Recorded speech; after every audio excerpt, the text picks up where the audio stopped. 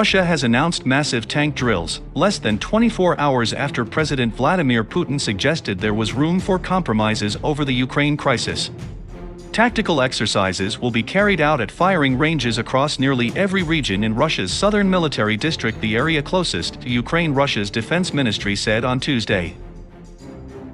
The exercises will be in the Volgograd and Stavropol regions, news agency TASS reported, as well as Russia's republics in the North Caucasus, Chechnya and Dagestan, but will not take place in annexed Crimea or other Russian regions that border Ukraine.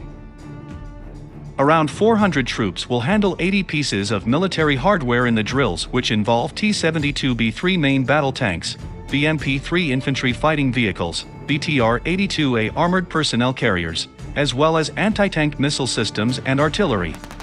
It comes as the Kremlin continues to reject warnings by the US and its allies that it is planning a military incursion into Ukraine, as more than 100,000 Russian troops massed by the country's border set world leaders on high alert. After meeting his French counterpart, Emmanuel Macron, on Monday, Putin said that Moscow would do everything to find compromises that suit everyone as the West seeks a diplomatic solution to de-escalating the Ukraine crisis. Putin said that Macron had put forward ideas which could form a basis for further steps. Although the French president said he had proposals of concrete security guarantees, Putin said that Russia's main demands had been ignored. That includes a guarantee that NATO does not expand further and lessen its presence by the borders with Russia. Putin's comments come during a week of intense diplomacy in which President Joe Biden threatened to shut down the $11 billion Nord Stream 2 gas pipeline from Russia to Europe if Moscow sends forces across the Ukrainian border.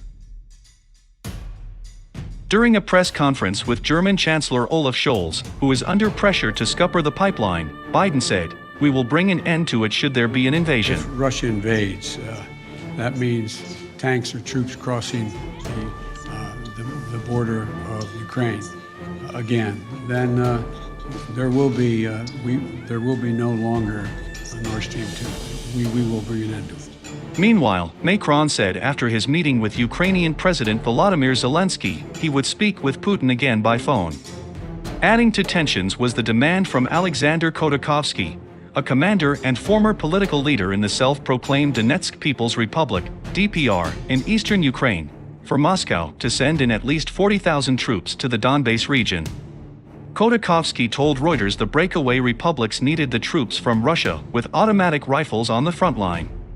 The breakaway republics, which have been fighting against Kyiv since 2014, have made repeated calls for Kremlin help amid claims that Ukrainian government forces are planning a major offensive.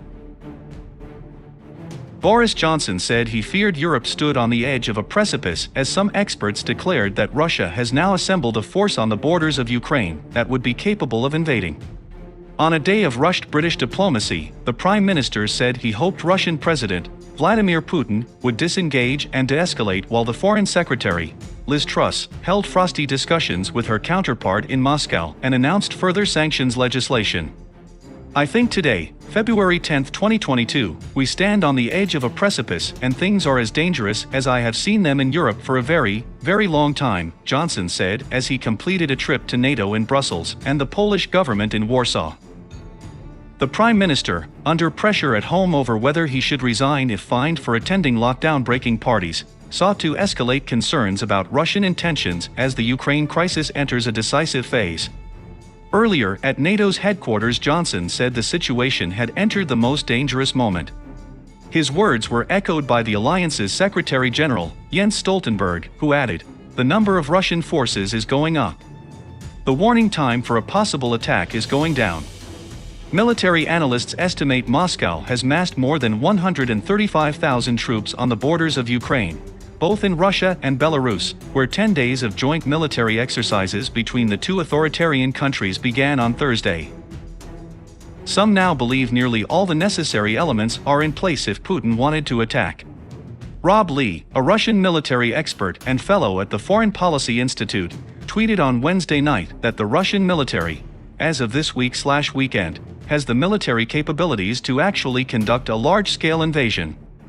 NBC News reported that a U.S. intelligence assessment had concluded that Russia had assembled 100 battalion tactical groups plus special forces on the borders with Ukraine, a level once considered by Washington to be a credible invasion force.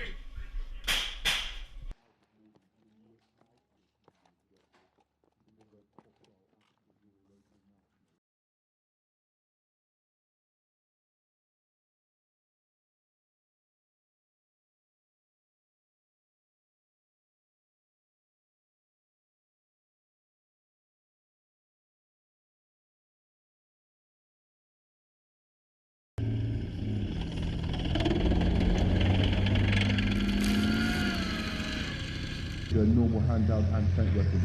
For the purpose of demonstration, they are much closer.